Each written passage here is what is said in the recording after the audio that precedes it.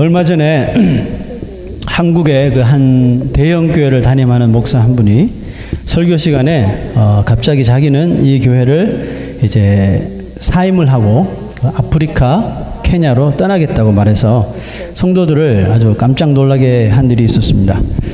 그 목사님은 조금 덥죠, 여기가. AC를 좀 켜주시면 감사합니다.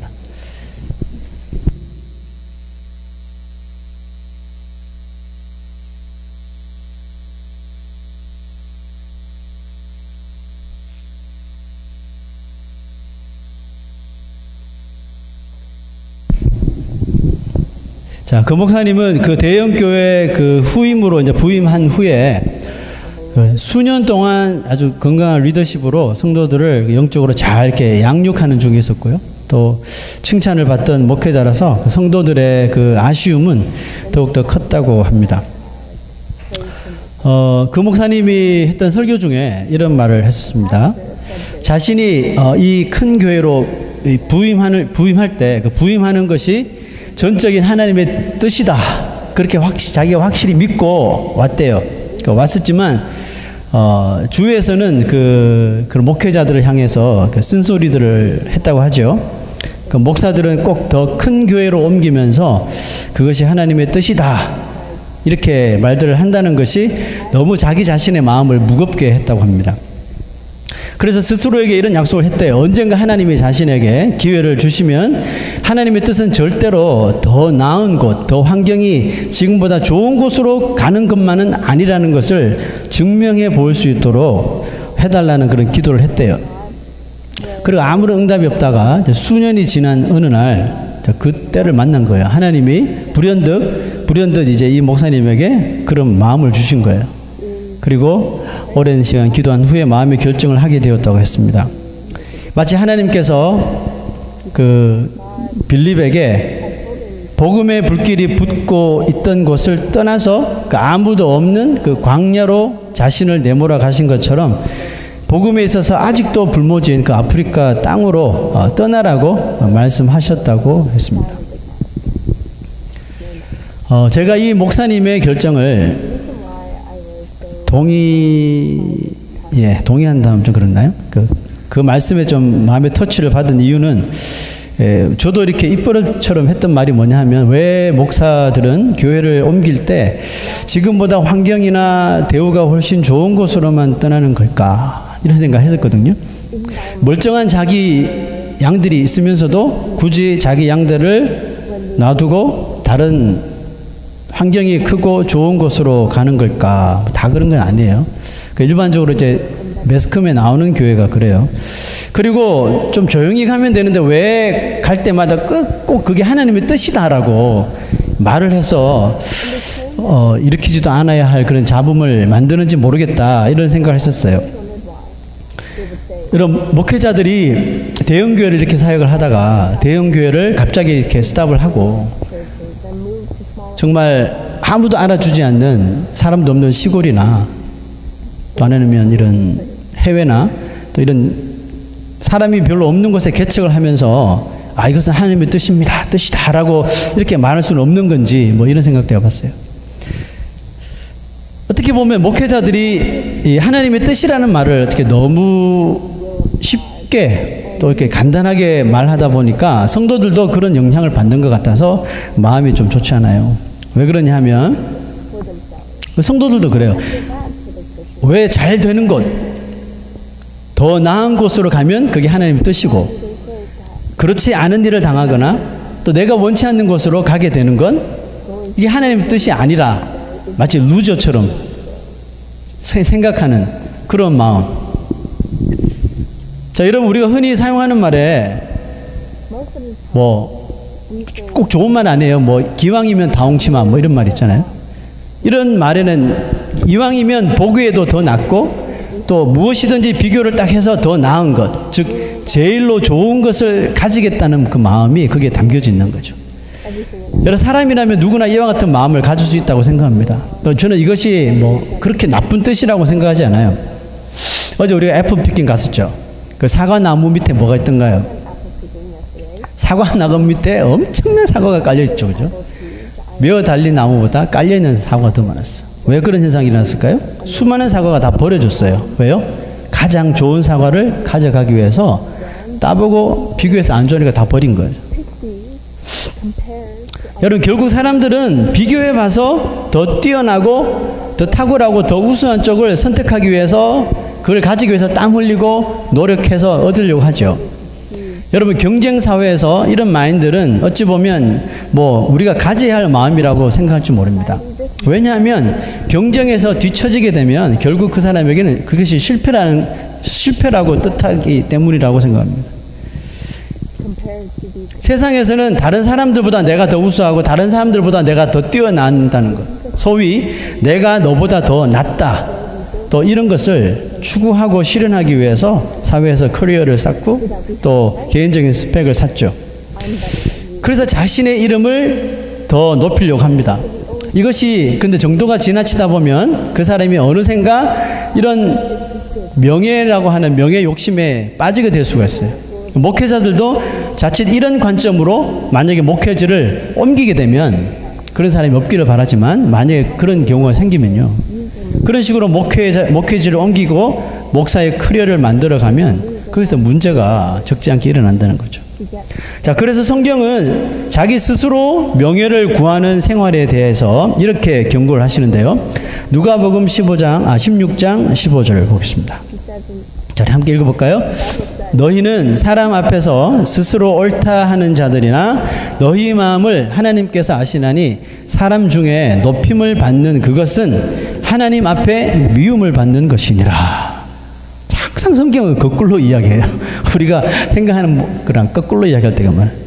여러분, 하나님 앞에서 진실한 신앙을 가지고 있다면 그 사람의 이름이 비록 사람들에게 알려지지 않을지라도 하나님 앞에서는 어때요? 하나님 앞에서는 그의 이름이 오히려 아름답다는 뜻입니다.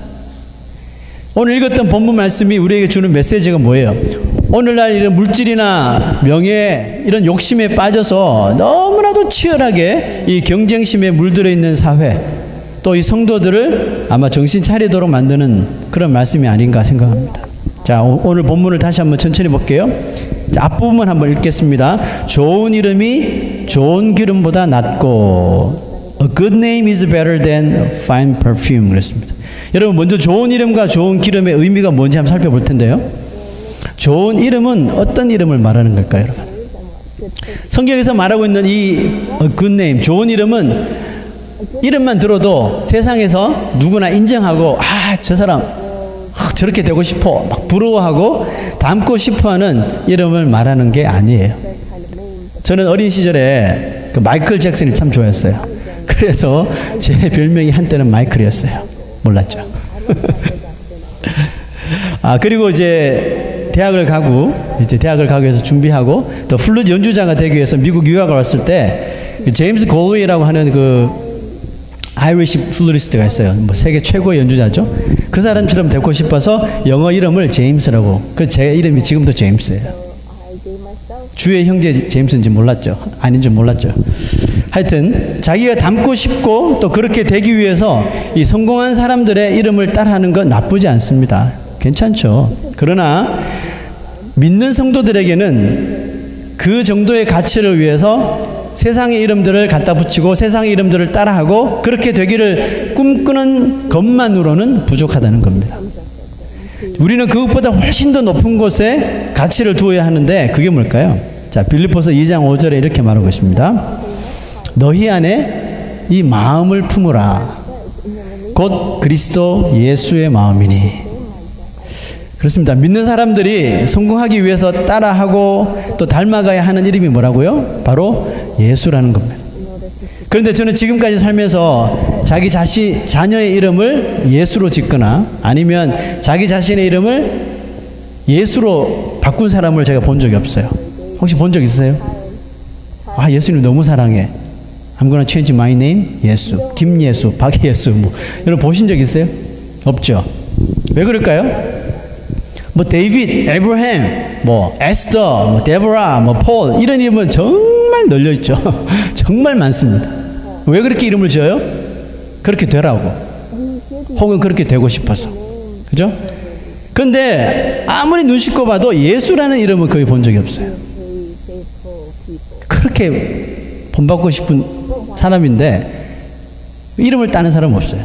왜 그리스도인들은 예수를 그렇게 닮고 싶어 하면서도 예수라는 이름을 자기 이름에 넣지는 않을까요? 곰곰이 생각하니까 이런 결론을 얻었습니다. 그 이유가 뭐냐면 예수라는 이름은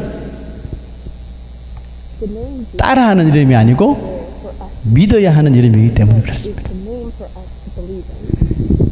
그리고 지금 시대 여러분 예수라는 이름을 가지면 이단이 될 가능성이 아주 크기 때문에 안 합니다. 그죠?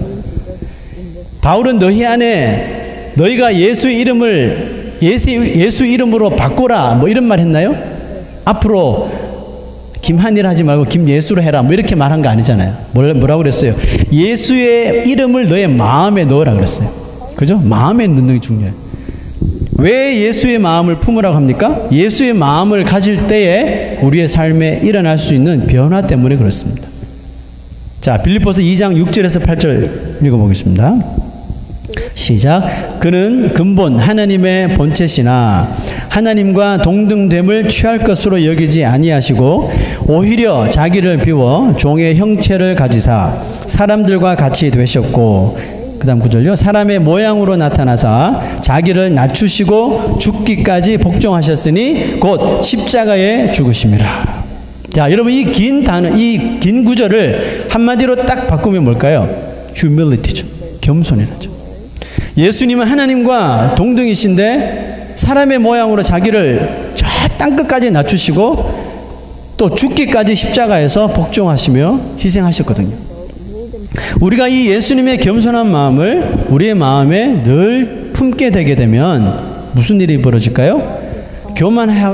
교만해지고 싶고 자기 자신을 내세우고 싶고 높아지려고 하던 우리의 자아를 예수의 마음이 꺾어버린다고요. 꺾어서 우리로 하여금 세상에서 예수님처럼 겸손하게 살 수 있도록 우리를 이끌어 주시는 거예요. 여러분 그런데 이렇게 생각할 수 있잖아요. 아니 꼭 겸손하게 사는 것이 올바른 삶입니까? 뭐 이런 질문을 할 수 있잖아요. 그럼 성도는 세상에서 높은 직위도 가지면 안 되고 부자가 되어서도 안 되는 건가요? Why not? 그렇게 되십시오. 나쁜 거 아니에요. 여러분 우리 자녀들도 그런 꿈을 가지도록 해야 돼요. 영향력 있는 자리, 그죠? 그런 자리에 앉도록 해야 됩니다. 그러나 그 꿈이 그 이름을 얻는 것, 그 자리를 얻는 것이 그 사람의 최후의 목표가 되지는 말아야 된다. 다시 한 번 더요. 우리가 그런 꿈을 가지되 그 이름, 그 포지션을 가지는 것이 우리 인생의 최후의 목표가 되어서는 안 된다는 말입니다. 이 세상에서 권력과 명예와 부를 얻은 사람의 목표는 뭐예요? 사람들에게 인정받고 자기의 이름이 높아지려는 것이잖아요. 그리스도인의 최후의 목표는 그렇지 않습니다. 그리스도인의 최후의 목표는 예수님처럼 더 낮아지고 겸손해져서 결국은 하나님 앞에 하나님께 인정을 받는 자가 되는 것이 그리스도인들의 목표가 되어야 돼요. 자, 빌립보서 2장 9절 보세요. 이러므로 하나님이 그를 지극히 높여 모든 이름 위에 뛰어난 이름을 주사 하나님께서 끝까지 겸손하시고 죽기까지 복종하신 그리스도의 이름을 인정하여 주셨어요. 인정하시고 어떻게 했습니까? 그 이름을 지극히 높여 주셨단 말이죠. 하나님은 우리 성도들이 이 땅에서 비록 좋은 잡이나 영향력이 있는 자리에 앉는 것 좋아하시죠. 하나님이 왜 그걸 싫어하시겠어요? 예? 요셉처럼 총리 대신도 되고 대통령도 되고 하기를 원하신다고요. 아니 이 세상에 어떤 부모가 자녀가 세상에서 잘 되는 것 싫어하는 부모가 어디 있어요? 아니 어떤 부모가 너는 평생 가난한 예수쟁이로 살아라 이런 부모가 어디 있어요? 없어요. 다 잘 되라고 말하는 거예요. 그래서 공부하라고 그러고. 그러나 여러분 그런 자리에까지 가더라도 그런 자리에 자기가 앉고 자기의 이름을 내걸더라도 요셉처럼 그 자리에 앉았음에도 불구하고 겸손하여 하나님께서 인정하시는 그런 이름을 가지라는 뜻입니다. 그리고 비록 세상에서 잘 나가는 직장이나 또 남들이 인정해주는 레퓨테이션을 얻지 못하더라도 별로 그렇게 상관하지 마세요. 여러분 그 사람의 이름을 비록 그 사람이 그렇게 탁월한 잡을 가지지 못하고 인정해 주지 못하는 삶을 살더라도 하나님이 그 사람을 손들어 인정해 주시면 that's the best. 여러분 그게 최고라는 거예요. 자, 히브리서 11장에 보면 이름도 없어요. 성도 없어요. 이름도 없는데 거론된 이름들이 있어요. 자, 한번 볼까요? 자, 읽어봅시다. 여러분 히브리서 11장은 우리가 믿음장이라고 그러죠. The chapter of faith. 그래서 믿음으로 아브라함은, 믿음으로 뭐 이삭은, 믿음으로 야곱 이렇게 나오죠, 그죠? 자, 그런데 지금 본문에 나온 이름 여기는 이름이 하나도 없어요. 자, 이렇게 설명합니다. 또 어떤 이들은라고 말해요. 자, 어떤 사람들이에요? 조롱과 채찍질뿐 아니라 결박과 옥에 갇히는 시련도 받았으며 돌로 치는 것과 톱으로 켜는 것과 시험과 칼로 죽임을 당하고 양과 염소의 가죽을 입고 유리하여 궁핍과 환난과 학대를 받았으니 그 다음 구절 보세요. 이런 사람은 세상이 감당하지 못하느니라. 그들이 광야와 산과 동굴과 토굴에 유리하였느니라. 끔찍하게 살았어요. 여러분 이 사람들이 왜 이렇게 살게 되었을까요? 학벌이 없었어요? 배운 게 없었어요? 이 사람들 왜 이렇게 비참하게 살았을까요? 이유 딱 한 가지예요. 예수 믿는 것 때문에. 그죠? 예수 전하다가 붙잡히고 이렇게 된 거예요. 자, 그런데 여러분 중요한 말씀이 눈에 띄지 않습니까? The word was not worthy of them. 이런 사람은 세상이 감당하지 못하느니라. 이런 사람을 세상이 감당하지 못한대요. 좀 다르게 표현하면 이 사람들보다, 이 이름들보다 세상에서 가치 있는 이름은 하나님 앞에 없다는 표현이겠죠. 이 사람들 무슨 이름이 있어요? 이름도 없어요. 그냥 이 사람들은 이런 사람들, 그죠? 근데 하나님께서 이 사람들의 이름을 가장 가치 있게 여긴다고요. 그들이 광야와 산과 동굴과 토굴에 쫓겨서 숨어 지냈는데도 하나님은 이들을 인정해 주신 것이에요. 세상에서 이런 이름과 비교해서 더 가치 있는 이름은 없다고 말합니다. 이런 이름들은 이 세상에서 가장 권력 있고 명예롭고 또 부유한 자들도 가질 수 없는 가치를 가진 이름들이라고 하나님께서 모든 이 천사들에게 선포하는 거예요. 이 세상에서는 볼 수 없지만 천국에는 정말 금으로 이름을 새겨서 영원히 보도록 하시는 거예요. 자, 그 다음 구절 한번 보세요. 이 사람들은 다 믿음으로 말미암아 뭘 받았어요? 증거를 받았으나 약속된 것을 받지 못하였으니 이는 하나님이 우리를 위하여 더 좋은 것을 예비하셨은즉. 지금 히브리서 11장에 나오는 모든 믿음의 사람들은 하나님이 이 땅에서 약속하신 것들을 눈으로 다 보지 못했어요. 예를 들면 아브라함에게 하나님께서 오셔서 너희 자손을 내가 하늘의 별과 바닷가의 모래알처럼 주시겠다고 약속하셨어요. 그런데 100살이 되도록 자녀 하나 없었잖아요. 뭐 이스마엘이 있긴 했지만 그 아브라함 시대에는 그 약속을 보지 못했단 말이에요. 그러나 하나님은 이 아브라함에게 더 좋은 것을 이미 예비하셨어요. 그리고 아브라함은 그것으로 만족했어요. 그것이 뭐예요? 바로 하나님을 인정함으로 하나님의 인정함을 얻어서 누리게 된 영생, 구원, 천국이라는 것입니다. 여러분 하나님의 약속은 한번 하나님께 약속하시면 분명히 이루어져요, 안 이루어져요? 분명히 이루어지죠. 그런데 그 이루어지는 시기를 우리가 정확히 알아요, 몰라요? 잘 몰라요. 그렇지만 그 약속을 우리 시대에 내 눈으로 보지 못하더라도 문제될 게 없어요. 왜 그렇죠? 우리가 이미 영생을 받았기 때문에 그 약속이 이루어짐을 결국은 천국에서 다 보게 될 것이기 때문에 그렇습니다. 여러분 두 번째는 뭐였어요? 좋은 기름이죠. 좋은 기름은 무엇을 의미할까요? 자, 여기서 말하는 이 기름은 이 감람나무 열매에서 나오는 아주 값비싼 그 향유를 말합니다. 그래서 그 당시 이런 향유를 누가 가졌냐 하면 왕들이나 아니면 아주 이 귀족들이 가질 수 있었고요. 또 가격도 아주 비싼 향유였대요. 요즘 제일 비싼 퍼퓸이 뭐죠? 몰라요? 저도 몰라요. 패스. 오늘 본문에서는 이 기름을 사람들이 가지려고 하는, 이 세상에 가지려고 하는 이런 재물이나 뭐 명예나 이런 권세 등 세상 사람들이 추구하는 세속적인 그 가치를 상징하고 있다, 이렇게 보시면 돼요. 여러분, 이 전도서를 누가 썼어요? 솔로몬이 썼죠. 이 솔로몬은 하나님께 인정받는 이름이 있다면, 하나님께서 인정하시는 이름이 있다면 그 이름은 이와 같은 세상에 정말 보배로운 기름들보다 훨씬 더 뛰어나고 훨씬 더 우월하다고 지금 말하고 있는 거예요. 왜냐하면 제 아무리 비싼 이 향유라도 영원할 수 없잖아요. 영원히 우리가 또 소유할 수도 없어요. 그죠? 그러나 하나님께 인정받은 이름은 영원하다는 것이죠. 지워지지 않는 거예요.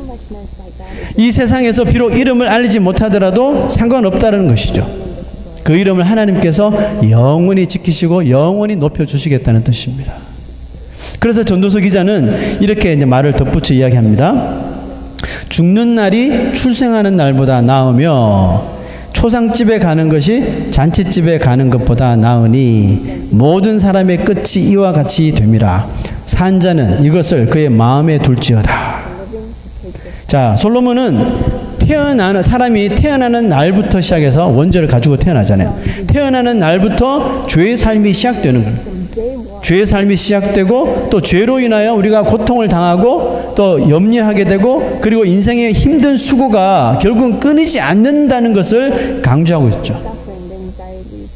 죽는 날은요, 죽는 날을 인생을 사는 동안 늘 겪을 수밖에 없는 온갖 인생의 아픔과 고난을 마침내 이것을 훌훌 털어버리고 벗어버리고 영원한 안식으로, 영원히 안식하는 날로 죽는 날을 보고 있습니다. 근데 여러분, 하지만 누구에게는 이 죽는 날이 정말 태어나는 날보다 훨씬 더 나을 수도 있지만, 누군가에게는 죽는 날이 그 어떤 날보다, 지금까지 살아오면서 겪었던 그 어떤 날보다 가장 무섭고 끔찍한 날이 될 수도 있다는 것입니다. 하나님께서 의롭다 인정하시는 이름은 어떻게 죽든지 상관이 없는 거예요. 이해하시죠? 어떻게 죽든지, 아까 보니까 막 톱에 잘려 죽고 불에 타서 죽고, 어떤 분은 뭐 조용한 가운데 뭐 조용히 가시는 분도 있고, 근데 하나님께서 의롭다 인정하시는 분, 그러니까 구원의 확신을 가진 사람들은 어떻게 죽든지 상관없어요. 그 죽는 날이 바로 그 사람에게는 최고의 축제의 날이 되는 것입니다. 아멘입니까? 네, 이것이 믿는 자의 죽음이에요. 그게 두려워할 필요가 없는 거예요. 어떻게 죽든 그게 뭐가 상관이에요? 죽으면 바로 천국인데. 그게 본질 아니에요, 여러분? 근데 우리는 자꾸 헷갈려해요. 너무 억울하게 죽든지, 막 그러면 하나님 어떻게 저렇게, 예수 믿는 사람인데 어떻게 저렇게 갈 수가 있어요? 이렇게 원망하지 마세요. 죽은 그 사람에게 그게 축복이에요. 그렇지 않습니까? 죽음이 그 사람, 믿는 자들에게 축복이잖아요. 근데 왜 하나님은 원망해요? 그러니까 우리가 그 본질을 잘 깨달으셔야 돼요. 하나님께서 인정하시는 이름 어떻게 죽든지 상관이 없어요. 죽는 날이 그냥 그 사람에게 최고의 날이고 축제의 날이 되는 거예요. 히브리서 11장에 나왔던 이름들 다 그런 사람들이잖아요. 그러나 세상에서 좋은 기름을 얻고 명예와 권력을 가졌어도 하나님의 인정을 받지 못한 이름은 죽는 날로부터 시작해서 영원한 고통을 받게 될 것입니다. 더 무서운 것은 뭐예요? 그 죽은 이후로는 절대로 기회조차 얻을 수 없다는 거예요. 그러므로 절대로 우리는 그런 결과를 얻어서는 안 될 것입니다. 전도서 기자는 우리가 이 세상에 살아있는 동안 기회가 되는 대로 경험해 봐야 할 필요가 있는 것이 있다고 했어요. 그게 뭐죠? 초상집에 가는 것이 잔치집에 가는 것보다 나으니 그랬어요. 모든 사람의 끝이 이와 같이 됨이라. 그러므로 산자는, 살아있는 사람은 이것을 그의 마음에 늘 두라는 것입니다. 여러분, 잔치집 가보셨죠? 자, 여러분, 이 잔치집을 우리가 흔히 이야기하는 뭐 결혼식, 뭐 리셉션 이 정도 생각하지 마세요. 지금 말하는 잔치집은 우리 인생에 막 즐거움과 막 쾌락이 넘치는 것을 의미합니다. 그죠? 그냥 먹고 마시고 nobody cares. 그냥 막 온갖 자유를 다 누리는 곳이겠죠. 그곳에는 슬픔도 없어요. 눈물도 없어요. 그죠? 그냥 마시고 그냥 막 그렇게 할 때는 좋을지 모르겠지만 문제는 뭐예요? 그 시간이 그 잔치가 딱 끝나면 드디어 emptiness가 찾아온다는 거죠. 더 즐기면 더 즐길수록 그것이 끝나게 되면 그 마음에 공허함이 찾아오게 돼 있어요. 이것이 심각한 사람은 실제의 삶이 적응이 안 되는 거예요. 이해하시죠? 실제 삶이 적응이 안 돼서 계속 그런 삶을 쫓아다니는 거예요. 그런 삶을 쫓아다니다가 인생이 끝나는 겁니다. 그와 반대로 초상집에 가는 사람은요. 퓨너럴이겠죠. 초상집에는 인간이 얼마나 미천하고 우리가 얼마나 연약한 존재라는 것을 우리가 퓨너럴 갈 때마다 깨닫게 되게 해요. 이것이 믿는 사람이나 믿지 않는 사람이 마찬가지예요. 나도 언젠가는 저 자리에 있을 텐데 하면서 자기의 연약함을 깨닫게 되는 거예요. 믿는 사람의 장례식하고요, 믿지 않는 사람의 장례식이 달라요. 믿지 않는 자의 장례식은 끝이 없는 슬픔과 눈물이 있습니다. 이해해요. 왜냐하면 죽은 사람의 그 이유를 전혀 알지 못하기 때문에 그래요. 그죠? 그 눈물밖에 안 나는 거예요. 저 끝인 거예요. 그러나 믿는 자의 죽음에는 물론 인간적인 슬픔이 있죠. 가족을 잃고 친구를 잃고 인간적인 슬픔은 있지만 한편으로는 믿는 자의 죽음에는 기쁨이 있어야 합니다. 왜죠? 이 사람이 지금 죽었지만 하나님 품에 갔다는 천국의 안식을 누리고 있다는 것을 알기 때문에 그래요. 여러분 이게 문화의 차이인데요. 한국 사람들, 아시안 사람들은 정말 정서적으로 장례식장 가서 아무리 기뻐도 기쁨 티를 내면 안 되죠. 그죠? 천국에 간 거 감사하지만 감사하다고 기도하면 안 돼요. 뭐 할 수는 있어요. 근데 믿음이 없는 사람은 이해를 못 하죠. 근데 웨스턴, 이 서양 쪽에는요, 크리스찬들이 죽잖아요. 그러면 정말 기쁜 티를 내요. 왜? 천국 갔다는 확신이 있으니까 막 나팔도 불고요, 춤도 추고요. 틀려요, 이게. 표현하는 방식이 다르겠지만 그리스도인들은 가족을 잃은 슬픔은 있지만 한편으로는 기쁨이 넘쳐야 돼요. 왜? 그 사람이 이미 천국에 갔다는 걸 알기 때문에. 모든 사람의 이 세상의 끝은 같다고 지금 말하고 있잖아요. 죽는다는 것입니다. 그래서 산자는, 살아있는 자는 이것을 항상 마음에 두라고 지금 말하고 있는 거예요. 아무리 천국을 좋아해도 자기 스스로 죽어서 갈 수 있는 곳은 아니거든요. 그죠? 하나님만이 그때를 아시기 때문에 우리는 그때가 올 때까지 살기 싫어도 이 땅에서 계속 발붙이고 살아야 하는 거예요. 그러므로 결국 살아야 할 인생이라면 이왕이면 다홍치마 같은 그런 말이 아니라 정말 좋은 것이 무엇인지 똑바로 알고 그것을 믿고 사는 게 더 중요하다는 뜻이죠.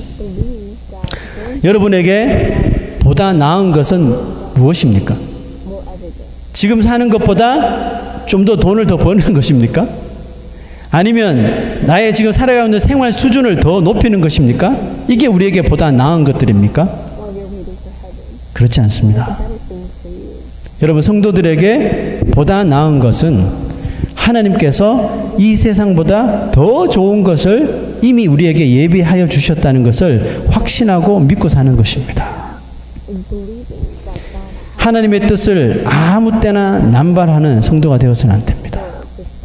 여러분, 적어도 여러분 하나님의 뜻을 말하려고 한다면요, 적어도 보다 나은 것이 무엇을 의미하는 것인지 그것을 잘 깨달을 때 사용할 수 있는 말이에요. 이제 말씀을 마칠 텐데요. 제가 목사 한 수를, 홍 목사님 계시네. 제가 목사 한 수를 받을 때 제가 한마디 했었어요. 소감을 말하라고 해서 한마디 딱 했는데 목사님 기억나세요? 진짜요? 제가 이 말 했어요. 사람에게 인정받는 목사가 아니라 하나님께 인정받는 사람이 되길 원합니다. 이 한마디 딱 했어요. 여러분, 지금 제가 그렇게 살고 있는지 제 자신이 두려워요. 여러분 어떻습니까? 하나님이 예비하시는 정말 보다 나은 것들을 아까 우리 히브리서 11장에 나오는 그 사람들처럼 살아가고 있습니까? 기도하겠습니다. 하나님